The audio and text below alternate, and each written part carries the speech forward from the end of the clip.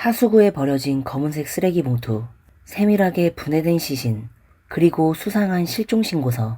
이 사건의 모든 단서는 결코 평범하지 않음을 보여줍니다. 아름다운 외모를 가진 여성이 왜 옛 연인을 죽음으로 몰아넣었을까요? 그녀는 왜 법정에서 갑자기 진술을 번복했을까요? 그녀는 누구를 보호하려는 것일까요? 안녕하세요. 여기는 미스터리 수사국입니다. 오늘은 중국 해롱지앙성에서 일어난 충격적인 사건을 다뤄보겠습니다. 이 사건의 범인은 중국 동북의 첫 번째 여자 악마라고 불립니다. 1990년대 중국 해롱지앙성 가무스시. 이곳 사람들은 모두 매우 정직하고 소박한 삶을 살고 있었습니다. 저녁이 되면 작은 식당들이 북적거리기 시작하곤 하죠.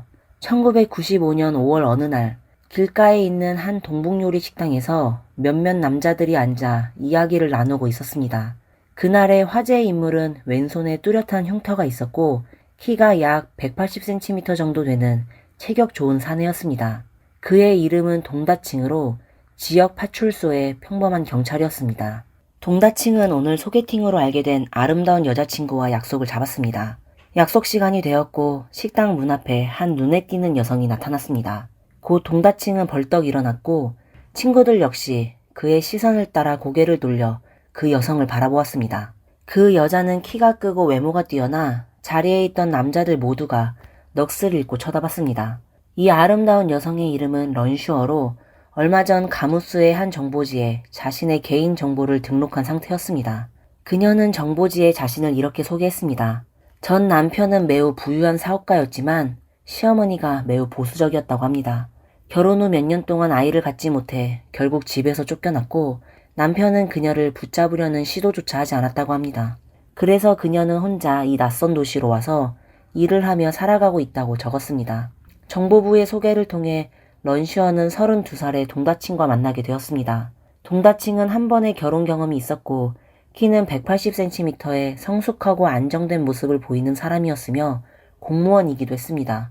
1990년대 초반의 공무원은 매우 존경받는 직업이었습니다. 동다칭은 런슈어를 처음 본 순간 그녀의 외모와 큰 키에 매료되었고 두 사람은 곧 연인 관계로 발전했습니다. 얼마 지나지 않아 런슈어는 월세 수십 위안짜리 작은 원룸에서 나와 동다칭의 집에서 함께 살게 되었습니다. 1995년 6월 가무스시 교회의 논에서 검은색 쓰레기 봉투 여러 개가 발견되었습니다. 그 안에는 신체 일부가 담겨 있었고 조각을 맞춰본 결과 피해자는 성인 남성으로 추정되었습니다. 범인은 경찰이 피해자의 신원을 알아내지 못하도록 남성의 머리를 가져간 상태였습니다. 이 사건을 맡은 경찰은 이 익숙한 범행 수법을 보고 크게 충격을 받았습니다. 이것이 혹시 연쇄살인일까요? 알고 보니 9개월 전인 1994년 9월 가무스에서 이미 비슷한 끔찍한 사건이 발생한 적이 있었습니다. 당시 시민이 경찰에 신고하기를 숭화강 강변의 풀숲에서 신체 일부가 발견되었다고 했고 동시에 사건 발생지에서 8km 떨어진 곳에서도 비슷한 신고가 접수되었습니다. 범죄 수사대는 여러 곳에서 발견된 신체 조각들을 맞추었고 놀랍게도 그것들은 남성, 여성, 그리고 어린아이의 것이었습니다. 이번 사건과 마찬가지로 세 사람 모두 목 위의 신체 부위가 사라진 상태였습니다. 핵심 단서가 부족했기 때문에 9개월이 지나도 첫 번째 사건이 해결되지 않았는데 그 사건이 끝나기도 전에 또 다른 사건이 발생한 것입니다. 이 범인은 이미 이러한 잔혹한 수법으로 4명을 해쳤고 변태적인 범죄자가 있다는 소문이 작은 도시 가무스에 퍼지면서 시민들은 극심한 불안에 휩싸였습니다. 가무스 공항국은 대규모 경찰력을 동원해 피해자의 신원을 단서로 삼아 잔인한 범인을 추적하려고 했습니다.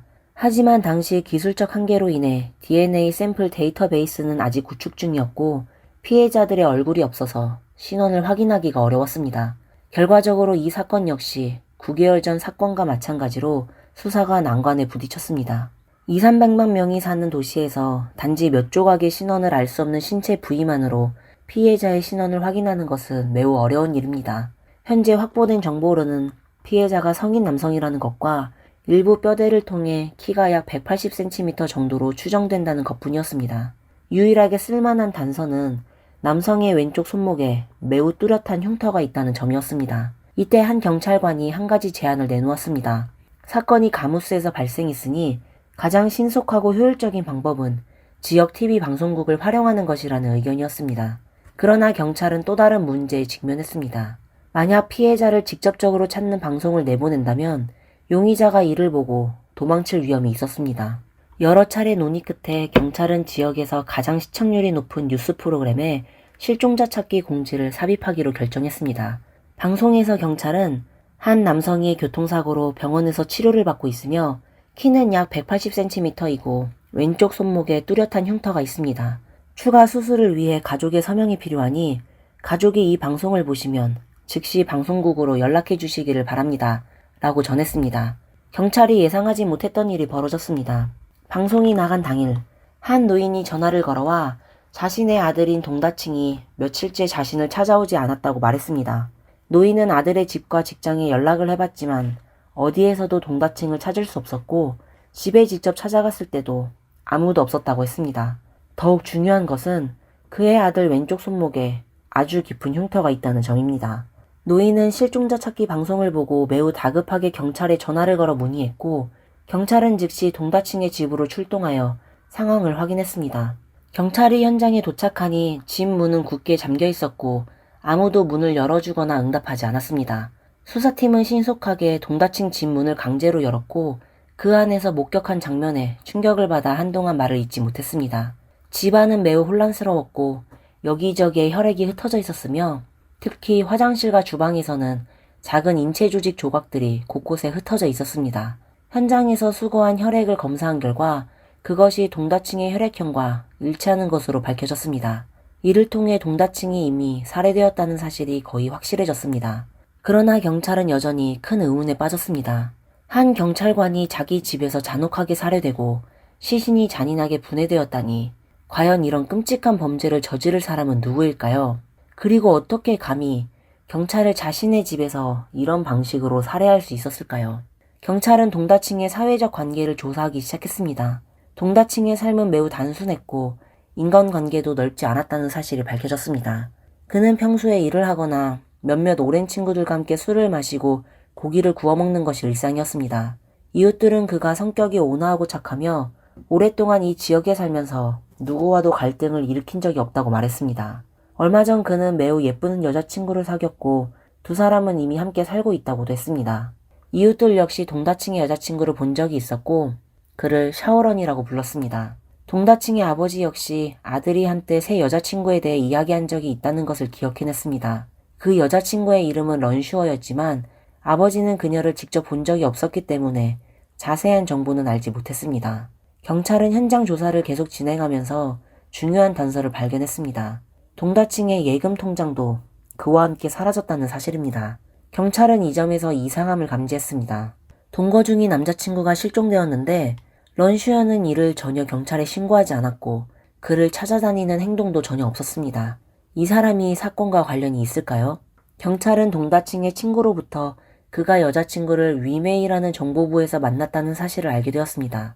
조사를 통해 런슈어가 등록한 그녀의 이름, 주소, 연락처 등 모든 개인정보가 가짜라는 것이 밝혀졌습니다. 몇몇 런슈어를 본 적이 있는 직원들, 그리고 동다칭의 이웃과 친구들의 묘사를 바탕으로 공항고 기술과에서 런슈어의 몽타주를 그렸고 그 몽타주를 가무스 시내 곳곳에 게시했습니다. 하지만 단지 한 장의 몽타주로 사람을 찾는 것은 매우 어려운 일이었습니다. 사건이 발생한 지 20여일이 지나자 경찰서에는 간간히 단서를 제공하는 전화가 걸려왔지만 런슈어를 찾는 데는 큰 도움이 되지 않았습니다. 사건이 난관에 빠졌을 때 화천연에서 가무스의 친척을 방문하러 온 할머니가 경찰에 전화를 걸었습니다. 할머니는 자신이 몽타주 속 여자를 알고 있다고 주장하며 그 여자가 자신이 어릴 때부터 지켜본 마씨성을 가진 집안의 셋째 딸이라고 말했습니다. 할머니가 이렇게 확신할 수 있었던 이유는 그 소녀가 그 마을에서 매우 유명한 인물이었기 때문입니다. 마을 사람 중 그녀를 모르는 사람이 없었습니다. 이 소녀는 어릴 때부터 매우 예뻤으며 피부는 하얗고 키도 크며 짙은 눈썹과 큰 눈을 가진 매력적인 외모를 가지고 있었습니다. 시골에서 런슈어처럼 예쁜 여자는 드물었기 때문에 마을의 젊은 남자들은 그녀를 매우 좋아했습니다. 매일 누군가가 그녀에게 고백했지만 할머니는 런슈어에 대해 좋은 인상을 가지고 있지 않았습니다. 할머니의 설명에 따르면 런슈어는 외모는 아름다웠지만 평판이 매우 나빴습니다. 그녀는 말과 행동이 매우 가볍고 제멋대로였으며 꾀가 많았습니다. 어릴 적부터 거짓말을 자주 했고 이로 인해 아버지에게 맞은 적도 많았습니다. 몇 년 전에는 이혼을 했고 부모와도 크게 다투어 사이가 틀어진 후 마을을 떠났다고 합니다. 이후로는 오랫동안 그녀를 본 적이 없다고 할머니는 덧붙였습니다. 경찰은 이 단서를 따라 수사한 끝에 마침내 런슈어의 진짜 신원을 파악했는데 그녀의 본명은 마옌 홍으로 당시 28살이었고 화천연이 고향이었습니다. 경찰이 마을에 방문해 확인한 결과 마옌 홍은 실제로 지역에서 유명한 마을 미인이었습니다. 과거 많은 젊은 남자들이 마옌 홍에게 청혼했지만 그녀는 모두 단호하게 거절했다고 합니다. 중매인들은 모두 그녀가 돈 많은 사람과 결혼하겠다 라는 좌우명을 가지고 있다는 것을 알고 있었습니다. 마에농은 20살이 되던 해에 이웃마을에서 가장 부유한 집안으로 시집을 가며 경제적인 기반을 마련하게 되었습니다. 1980년대 말 마에농은 매우 화려하게 꾸미고 다니며 파마한 머리와 하이힐을 신은 모습으로 지역에서 유명한 패셔니스타가 되었습니다. 1993년 그녀는 전 남편과 이혼한 후 두 아이를 남편에게 맡기고 홀로 화천연 인근의 가무스로 가서 일자리를 구했습니다. 그 이후로 마을 사람들은 그녀를 거의 볼 수 없게 되었습니다. 마에농의 신원이 확인된 후 경찰은 중요한 단서를 추정했습니다. 동다칭의 통장이 마에농과 함께 사라졌기 때문에 그녀가 동다칭의 돈을 인출하기 위해 은행을 찾을 가능성이 매우 높았습니다. 이에 따라 가무스시 공항국은 동다칭이 예금을 가지고 있던 은행의 여러 지점에서 인출을 시도할 가능성을 염두에 두고 잠복 수사를 진행했습니다. 경찰의 끈질긴 노력 끝에 15일 후 마침내 돈을 인출하러 온 마에농을 체포하는 데 성공했습니다. 경찰의 일련의 신문 끝에 사건의 진상이 마침내 밝혀졌는데 경찰의 추측대로 이번 사건은 연쇄살인 사건이었습니다. 1년 전 발견된 가족 3명 역시 동다칭과 매우 비슷한 방식으로 마에농에게 살해된 것으로 드러났습니다. 이 4명의 피해자들의 신원이 밝혀지자 수사에 참여한 경찰들은 큰 충격을 받았습니다. 피해자들은 마에농의 연인뿐만 아니라 그녀에게 은혜를 베푼 은인도 포함되어 있었습니다. 그녀가 저지른 이 모든 잔혹한 범죄의 동기는 단지 돈이었을 뿐이었습니다. 마에농의 자백에 따르면 그녀는 동다칭과 5월부터 동거를 시작했습니다. 마에농은 여러 차례 전 남편의 집안이 매우 부유하다는 이야기를 꺼내며 동다칭의 재산을 떠보기 위한 의도로 접근했습니다. 동다칭은 마에농에게 결혼할 의사가 있다고 밝히며 자신의 재산을 보여주었는데 그중 하나가 약 2만 유안, 하나 약 383만 원이 든 통장이었습니다. 1990년대 당시 2만 유안은 상당한 금액이었고 이 돈은 마에농을 밤잠을 이루지 못할 정도로 탐욕스럽게 만들었습니다. 결국 그녀는 보름이 지난 6월 2일 자신의 악랄한 계획을 실행하기로 결심했습니다. 그날 저녁 마에농은 몇 가지 반찬을 준비하고 맥주 몇 병을 꺼내며 최근 사건 처리로 고생한 동다칭을 위로하겠다고 했습니다. 동다칭은 아무런 의심 없이 고기를 먹고 술을 마셨습니다. 얼마 지나지 않아 그는 그대로 쓰러졌는데 알고 보니 마에농이 음식에 다량의 수면제를 몰래 섞어두었던 것입니다. 마에농은 경찰에게 동다칭을 해칠 때 망설임이 없었던 것은 아니라고 말했습니다. 동다칭은 자신에게 매우 잘해줬지만 그는 경찰관이었고 자신이 이전에 저지른 일이 결국 발각될 것이라는 두려움이 있었다고 했습니다. 마에농이 언급한 이전에 저지른 일은 1년 전 그녀가 저지른 또 다른 중범죄를 의미했습니다. 1년 전 사업에 실패한 마에농은 가무스에서 여러 곳의 방을 알아보던 중 우연히 집주인 쉬셰리 부부를 만나게 되었습니다. 마에농은 자신을 왕란이라고 소개하며 시골 출신이라고 했습니다. 그녀는 원래 남편과 함께 도시에서 식당을 운영했지만 사업이 막 잘 되려는 찰나에 남편이 식당에 젊은 종업원과 바람이 나서 자신을 집에서 쫓아냈다고 얘기했습니다.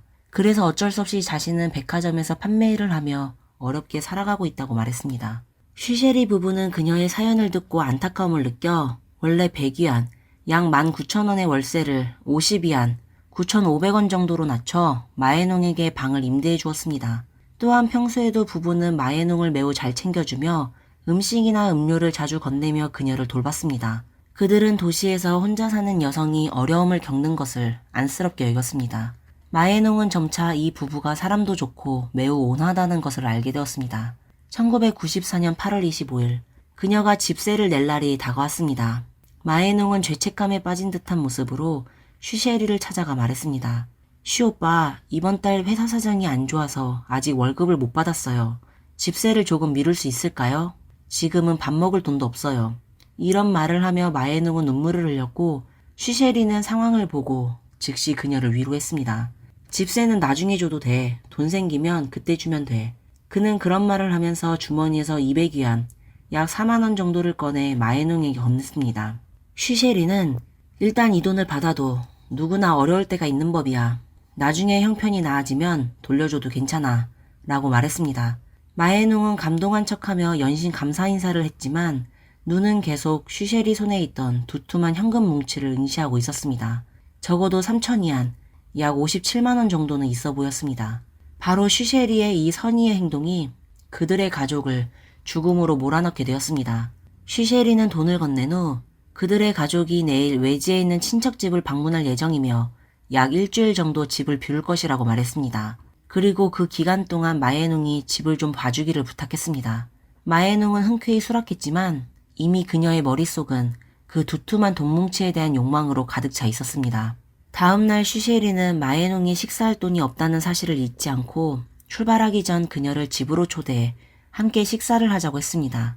마에농은 경찰에게 그 순간 자신이 곧 몇천 위안을 손에 넣을 수 있을 것이라고 느꼈다고 회상했습니다. 슈쉐리 집에 도착한 마에농은 겉으로는 친절하게 말했습니다. 오빠와 새언니가 곧 먼 곳으로 떠나시는데 동생인 제가 제대로 된 식사를 준비하지 않으면 정말 미안할 것 같아요. 그렇게 말한 뒤 마에농은 고기와 술을 사오겠다며 밖으로 나갔습니다. 돌아오는 길에 그녀는 고기와 미리 딴 맥주병에 갈았던 수면제를 섞어 넣고 다시 병뚜껑을 덮었습니다.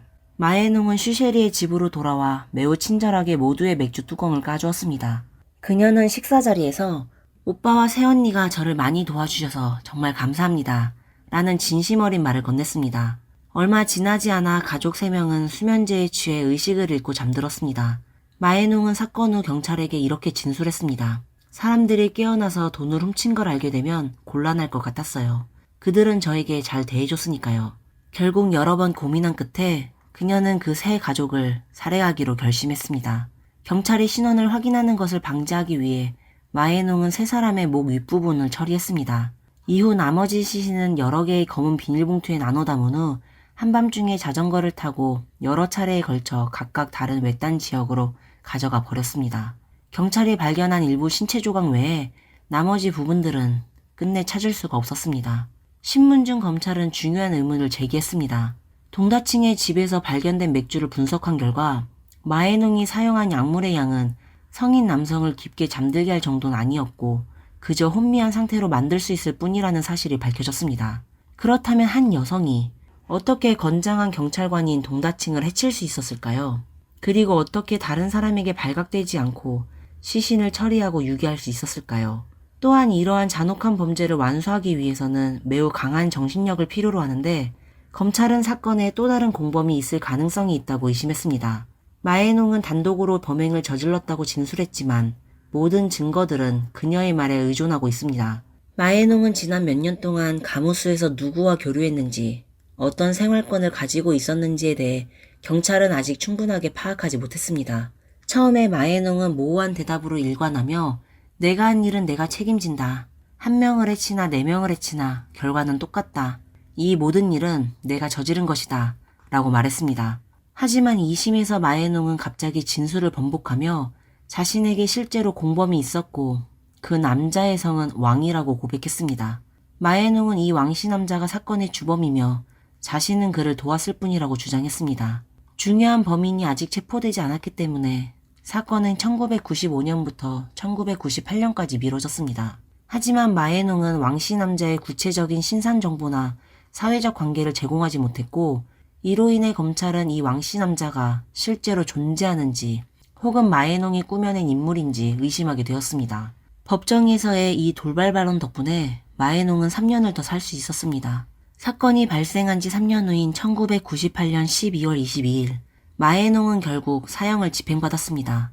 그러나 마에농이 언급한 왕씨 남자로 인해 이 사건은 영원히 의문을 남기게 되었고 많은 사람들은 그 왕씨 남자가 실제로 존재했는지에 대해 의구심을 가졌습니다. 하지만 그가 존재하든 아니든 마에농이 저지른 잔혹한 범죄는 그녀에게 여자 악마라는 별칭이 어울릴 만큼 충격적이었습니다. 이번 사건을 되돌아보면 한쪽에는 자신을 매우 잘 돌봐준 은인이 있었고 또 다른 한쪽에는 자신을 진심으로 아껴준 연인이 있었습니다. 어떠한 원한도 없던 상황에서 마에능이 어떻게 그렇게 잔혹한 행동을 할 수 있었는지는 도저히 이해하기 어려운 부분입니다. 오늘의 내용은 여기까지입니다.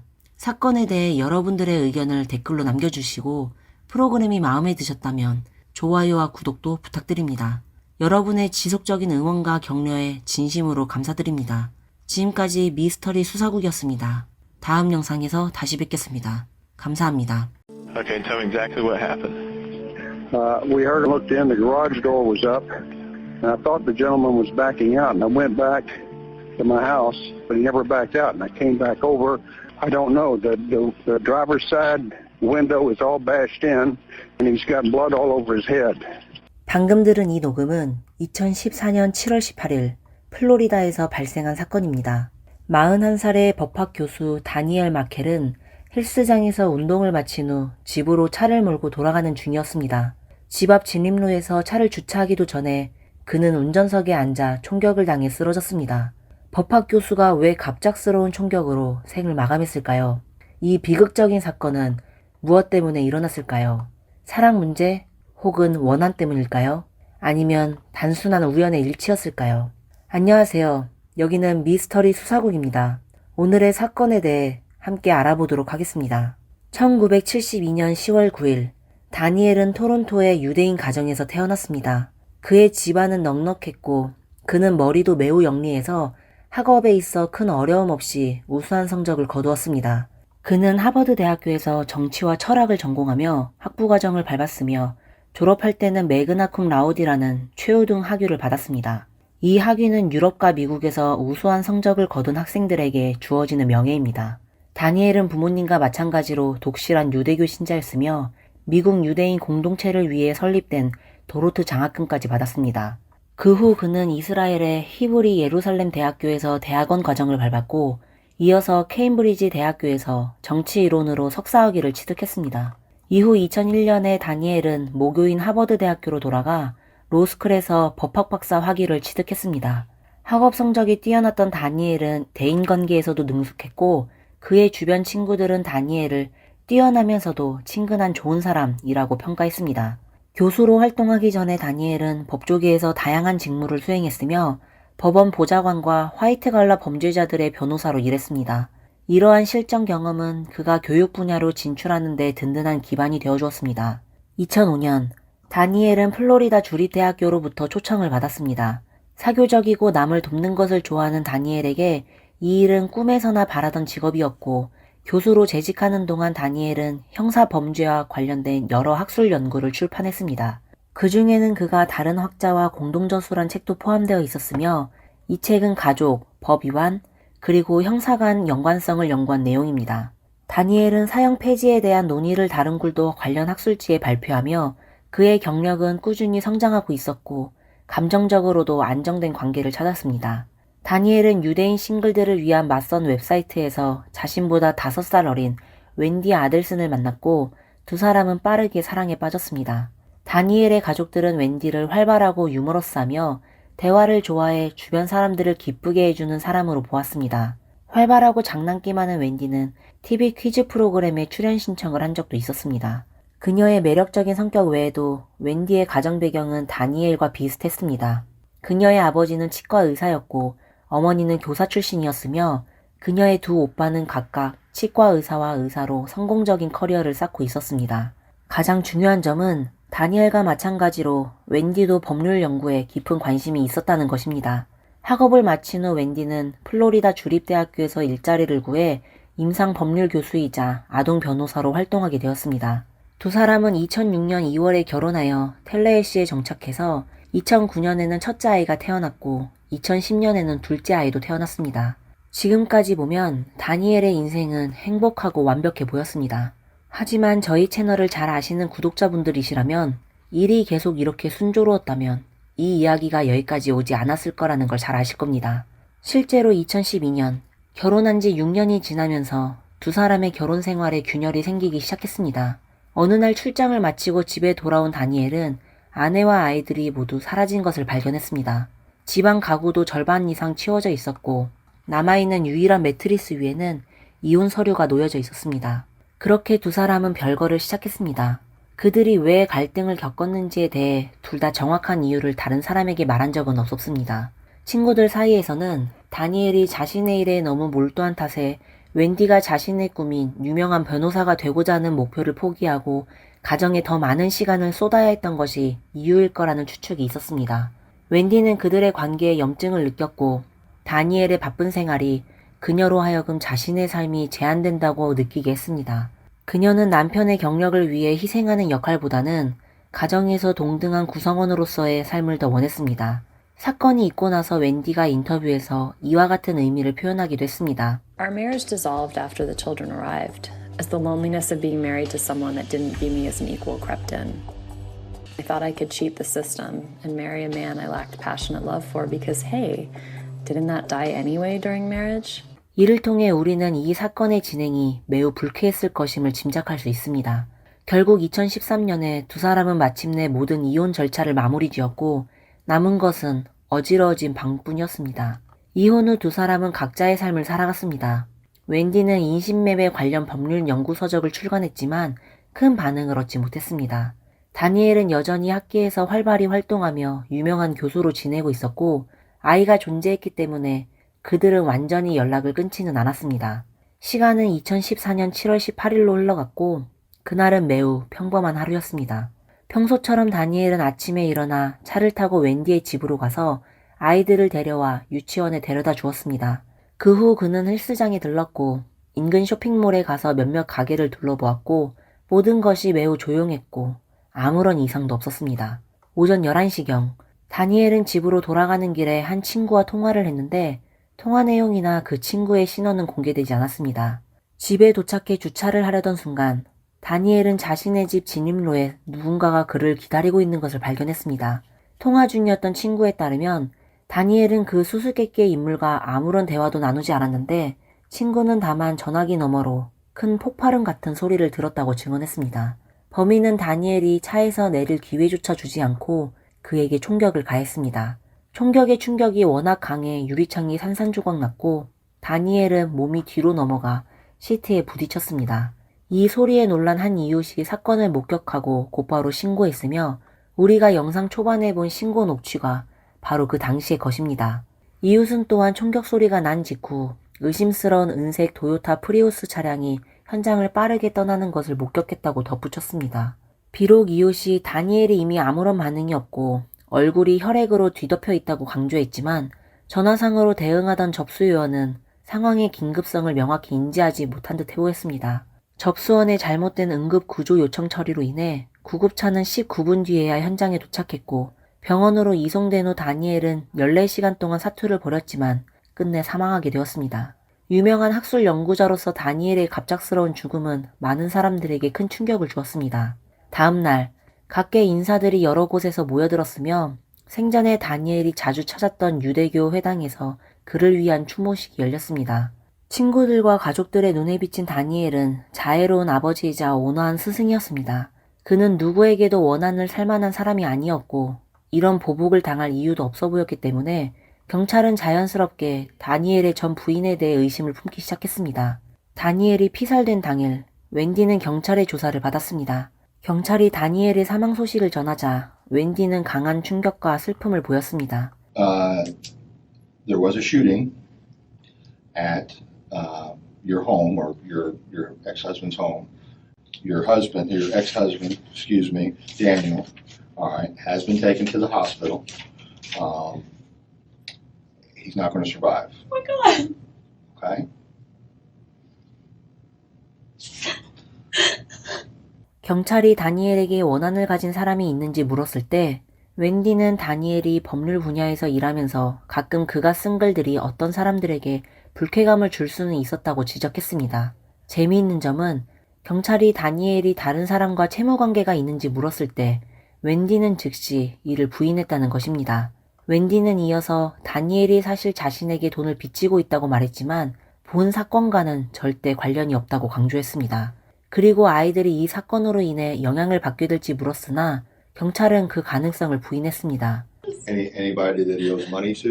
No, he has money to me, He owes money to you? but not, Okay. not me. Okay. 비록 경찰은 아이들이 영향을 받지 않을 것이라고 했지만 웬디는 이를 이유로 두 아이의 성을 바꾸겠다고 고집했습니다. 다니엘의 부모가 강력히 반대했음에도 불구하고 말입니다. 물론 이러한 가족 갈등보다 경찰은 범인을 신속히 찾는 데 더 집중했지만 다니엘의 집에서는 어떤 강도나 파손의 흔적도 발견되지 않았습니다. 이로써 경찰은 범인이 다니엘을 노리고 온 것이라고 추정했습니다. 웬디의 증언을 바탕으로 경찰은 다니엘의 법률 업무로 인해 그에게 원한을 가졌을 만한 사람들을 조사하기 시작했지만 이 가능성은 곧 배제되었습니다. 다니엘은 최근 10년 동안 주로 교육에 집중했으며 직접 소송을 맡은 경우가 거의 없었기 때문입니다. 그가 과거에 감옥에 보낸 범인이 출소 후 복수할 가능성도 매우 낮았으며 또한 학생이 범행을 저질렀을 가능성도 경찰은 배제했습니다. 경찰은 다니엘이 아는 거의 모든 사람들을 조사했지만 모두가 다니엘을 좋은 사람으로 기억했고 그와 원한을 가진 사람은 없다고 말했습니다. 경찰은 더 이상 방법이 없자 현금 보상 제도를 도입했습니다. 처음에 제시된 현상금은 25,000달러, 하나로 약 3,375만 원이었으나 여전히 유의미한 단서를 찾지 못했습니다. 2015년 7월 사건 발생 1년 후 다니엘과 가까운 사람들이 자발적으로 기부금을 모아 10만 달러, 하나로 약 1억 3천만 원의 독립적인 현상금을 마련했습니다. 동시에 텔레헬시 경찰은 더 많은 단서를 공개했는데 그 중에는 의심스러운 은색 도요타 승용차도 포함되어 있었지만 여전히 범인에 대한 유의미한 정보는 얻지 못했습니다. 다니엘과 전처 앤디의 관계는 좋지 않았으며 웬디가 아이들의 성을 바꾸려는 행동에서도 알 수 있듯이 웬디는 다니엘이 자신과 아이들의 삶에서 완전히 사라지기를 원했던 것으로 보입니다. 실제로 이혼 당시 웬디는 두 아이를 데리고 자신이 자라온 마이애미로 돌아가기를 강하게 요구했습니다. 그러나 다니엘은 아이들이 너무 멀리 떨어지는 것을 원치 않았습니다. 결국 법원은 웬디의 이사 요청을 기각했고 그녀는 텔레어시에 남아 다니엘과 함께 아이들의 공동 양육권을 유지해야 했습니다. 경찰은 웬디에 대해서도 조사를 벌였지만 그녀와 관련된 어떠한 증거도 발견하지 못했습니다. 그렇게 다니엘의 사건은 미제로 남아 점차 사그라들었는데 2016년 5월 사건의 중요한 전환점이 찾아왔습니다. 2016년 5월 26일 다니엘의 피살 사건이 발생한 지 거의 2년이 지난 시점에서 텔레어시 경찰은 갑작스럽게 34살의 마이애미 출신 범죄자 시그프레도 가르시아를 체포했다고 말했습니다. 혐의는 1급 계획적 살인입니다. 그가 어떻게 검거되었는지에 대해 경찰은 구체적인 내용을 공개하지 않았지만 그가 청부폭력 사건에 연루되어 다니엘의 죽음에 책임이 있다고 주장했습니다. 이후 대배심은 이 사건의 형사 기소를 위한 충분한 이유가 있다고 판단했습니다. 미국 사법제도에서 대배심은 정식 재판 이전의 판결 역할을 수행하는데 그들은 검찰의 논리와 증거를 청취하고 이 사건이 기소할 가치가 있는지를 결정합니다. 검찰이 대배심에 제시한 증거는 매우 방대했습니다. 여기에는 용의자의 통화 기록, 은행 명세서, 주차 요금기 위치 정보, 관련 거리 주변의 감시 카메라 영상, 그리고 익명을 요구한 증인들의 증언 등이 포함되어 있었습니다. 이 증거들을 종합하면 다음과 같은 이야기가 전개됩니다. 범인 시그프레도와 그의 공범인 33살 루이스 리베라는 마이애미에서 은색 토요타 프리우스를 렌트했고 그 차를 타고 텔레어시까지 이동했는데 그들이 차 안에 있는 모습은 감시 카메라에 기록되어 있었습니다. 2014년 7월 16일과 17일 그들은 텔레어시에 있는 한 모텔에 머물며 범죄를 계획하고 있었습니다. 7월 18일 아침 그들은 다니엘에게 성공적으로 총격을 가했습니다. 감시 카메라는 그들이 타고 있던 은색 토요타 프리우스가 다니엘의 차를 계속해서 뒤쫓는 여러 장면을 포착했습니다. 시그프레도가 체포된 지 며칠 지나지 않아 루이스도 경찰에 체포되었습니다. 이쯤 되자 새로운 의문이 생겼습니다. 만약 이 사건이 청부살인이라면 돈을 낸 사람은 누구일까요? 검찰은 두 명의 이름을 제시했는데 바로 다니엘의 전처 웬디의 치과의사 형제인 찰스와 웬디의 어머니 도나였습니다. 두 사람은 함께 가족 치과를 운영하고 있었으며 도나는 고객 정보를 관리하고 웹사이트를 관리하는 역할을 했고 찰스는 직접 진료를 담당했습니다. 도나는 과거 딸에게 보낸 이메일에서 다니엘에 대한 혐오를 드러낸 바 있습니다. 도나는 다니엘을 혼란을 일으키는 인간이라고 표현하며 딸이 그에게 자신의 인생을 휘둘리지 말아야 한다고 말했습니다. 그러나 경찰도 도나가 전 사위인 다니엘을 싫어하는 감정만으로는 직접적인 증거가 될 수 없다는 것을 잘 알고 있었습니다. 아델슨 가족과 두 명의 용의자들을 연결해준 핵심 인물은 바로 캐서린 마바누아라는 여성이었습니다. 캐서린 마바누아는 용의자 중 한 명인 시그프레도 가르시아와의 사이에서 두 아이를 낳았으며 사건 전후에 찰스 아델슨과 빈번한 통화 기록이 있었습니다. 이러한 통화 내역은 마바누아와 찰스가 사건과 깊이 관련되어 있다는 의심을 불러일으켰고 경찰 수사에서 중요한 증거로 사용되었습니다. 보고에 따르면 캐서린 마바누아와 찰스 아델슨의 관계는 매우 친밀했으며 두 사람이 데이트를 하고 있었을 가능성도 제기되었습니다. 의심스러운 점은 다니엘이 피살된 지 몇 분 후 캐서린이 용의자 루이스 리베라에게서 전화를 받았다는 것입니다. 이로 인해 캐서린이 범인들과 아델슨 가족을 연결하는 중간인일 가능성이 높다고 경찰은 판단했는데 사건 이후 캐서린은 찰스로부터 약 10만 달러, 하나 약 1억 3천만 원을 받았습니다. 찰스와 도나가 왜 다니엘을 해치려고 했는지는 쉽게 이해할 수 있습니다. 다니엘의 존재로 인해 웬디는 텔레어스를 떠날 수 없었고 결국 가족과 함께 마이애미로 돌아가 살 수 없었습니다. 도나는 아이들 앞에서도 다니엘에 대한 적대감을 숨기지 않았으며 아이들의 아버지를 자주 욕했습니다. 다니엘은 사건이 발생하기 전 도나가 아이들과 단독으로 시간을 보내는 것을 금지해달라는 신청서를 법원에 제출한 바 있었습니다. 이를 보면 다니엘과 아델슨 가족의 관계는 물과 기름처럼 전혀 화합할 수 없었던 것입니다. 그러나 동기가 있다고 해서 아델슨 가족이 범인이라는 확신을 가질 수는 없었습니다. 사건이 어느 정도 윤곽을 드러내는 것처럼 보였지만 여전히 풀리지 않은 수많은 미스터리가 남아 있었습니다. 2016년 10월 1일 경찰은 중개인 캐서린을 체포했습니다. 3일 후인 10월 4일 검사와 용의자 중 한 명인 루이스는 법정에서 증언하는 대가로 19년형을 선고하는 합의에 이르렀습니다. 루이스의 자백에 따르면 그는 시그프레도 가르시아가 자신을 돈을 위해 불러들였다고 주장했습니다. 처음에는 단순히 금전적인 이유로 함께 움직였을 뿐 자신은 직접적으로 총을 쏜 사람이 아니라고 말했습니다. We met him right in the garage. Garcia jumps out, goes around the car where he's driving. I think Marquez was on the phone that day.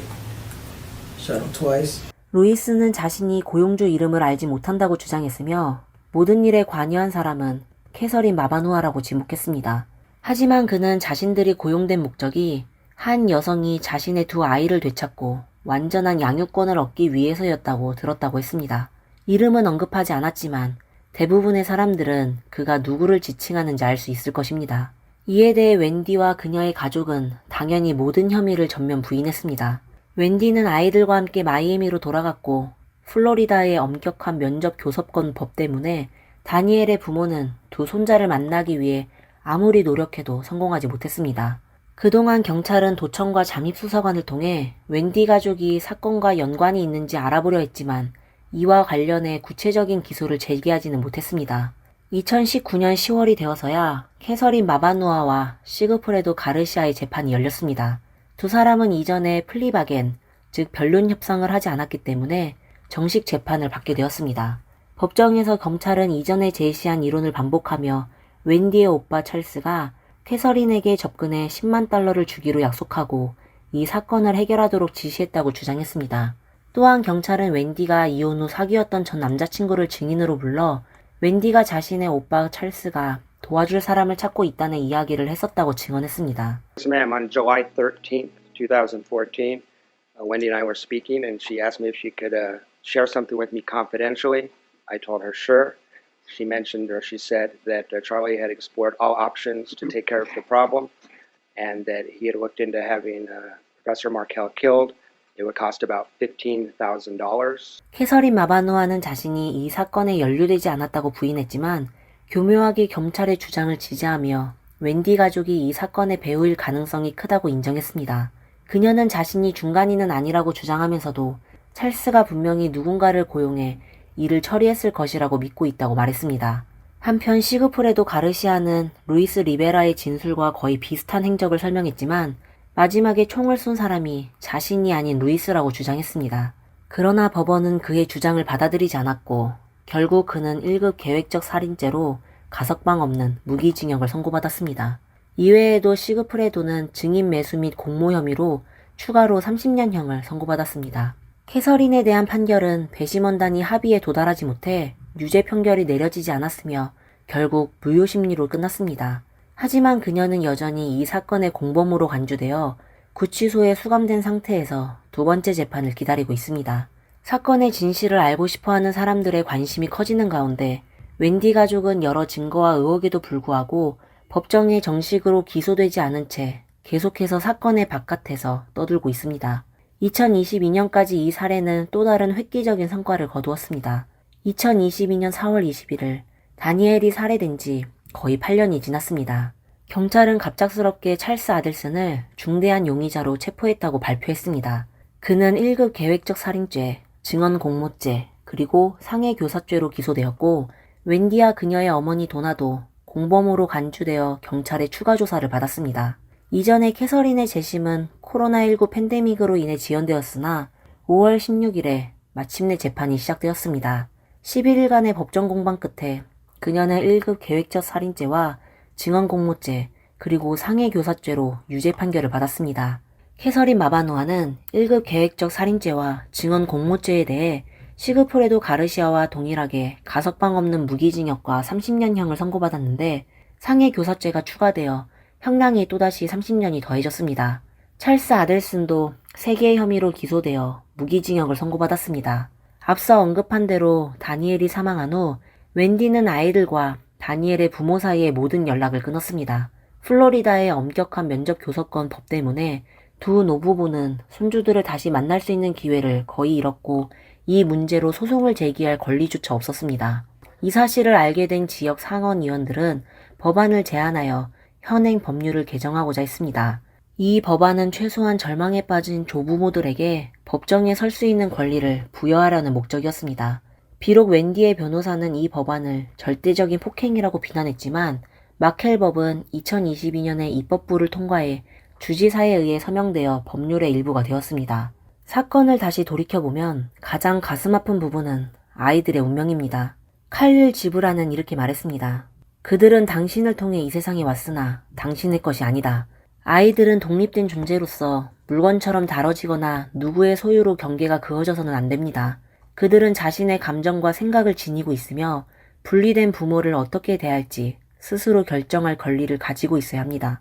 다니엘이 법적으로 웬디와 아이들의 거주지를 강제한 것이 다소 냉정해 보일 수 있지만 아델슨 가족이 아이들의 친아버지를 험담하고 심지어 그를 죽음으로 몰아가면서까지 아이들을 독점하려 한 것은 명백한 잘못입니다. 결국 이 모든 일로 가장 큰 피해를 본 것은 2명의 무고한 아이들이었습니다. 오늘의 이야기는 여기까지입니다. 여러분들은 이 이야기에 대해 어떻게 생각하시나요? 댓글로 의견을 남겨주세요. 영상이 마음에 드셨다면 좋아요와 구독 부탁드립니다. 저희에게 큰 힘이 됩니다. 지금까지 미스터리 수사국이었습니다. 다음 영상에서 다시 뵙겠습니다. 감사합니다.